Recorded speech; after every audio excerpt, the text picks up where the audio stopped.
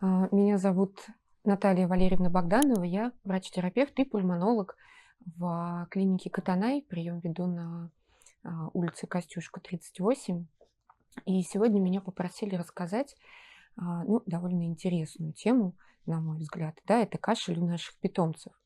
Тема действительно, она в целом довольно обширная и неоднозначная, потому что а, есть мнение, что если мы слышим кашель, это всегда про болезнь сердца.